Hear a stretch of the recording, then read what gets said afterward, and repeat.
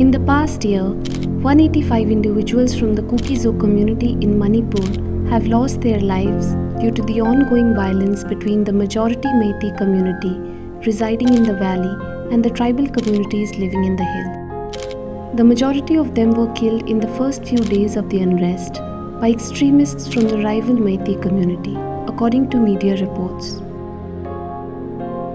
The violence had not stopped. Attacks kept happening in their homeland, which they now call Lamka.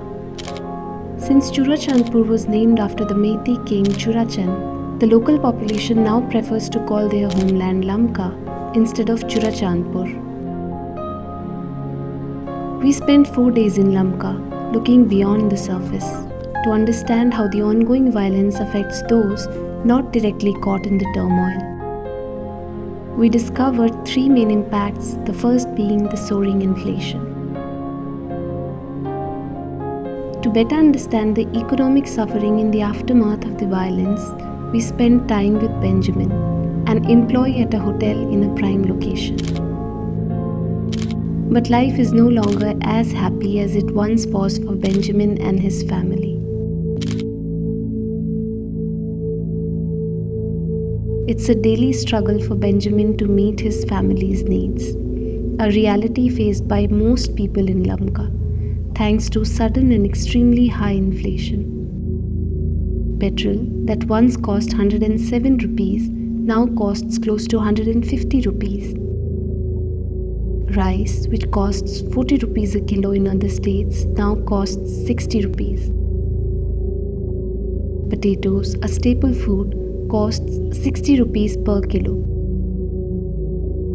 Buying basic vegetables for a week costs close to 500 to 600 rupees. A bag of rice costs close to 2500 rupees, which hardly lasts a month. And these are essential goods. Behind Lamka's soaring inflation is its geographic isolation. Days after violence erupted in May 2023, Lamka's connection to the Imphal valley predominantly inhabited by Meitei community was severed. Previously, all goods were transported to Lamka from Imphal airport or bus stations, situated about 60 km away. All travel outside the state also took place via Imphal.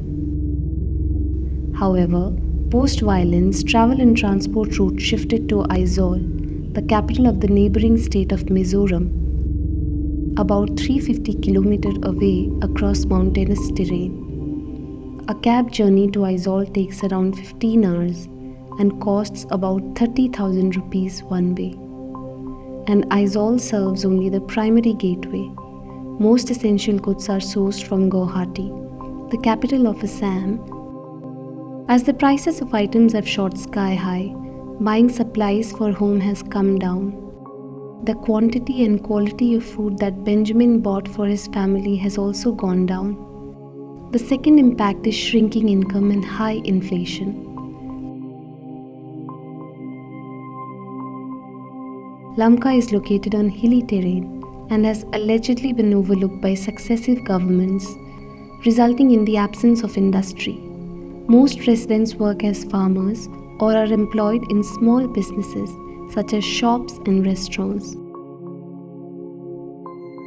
When violence erupted, business activities stopped completely for the first few months. Uncertain about the duration of the unrest, many employers were forced to either lay off workers or slash their salaries by half. Benjamin too had his salary reduced by 50%. The downturn had a significant impact on Benjamin, as his salary was the sole income for his family. With no industry, incomes have halved. Small celebrations such as birthdays are a luxury Benjamin can no longer afford. He was also forced to sell his beloved scooty, a source of pride. However, the funds from the scooty were quickly depleted, leaving him with no choice but to borrow money. The third impact is the weight of giving, or charity, despite increasing inflation and shrinking income. More than 41,000 Kuki-Zo individuals fled their homes in areas predominantly inhabited by Meiteis. with at least 21,000 now residing in over 110 relief camps in Lamka. Both the state and central governments have provided minimal aid to these displaced people. As a result, Kuki-Zo residents of Lamka are left to support the displaced by providing shelter, food and medicine. The cost of basic supplies for one family is roughly 12,500 rupees, totaling about 65 million rupees per month.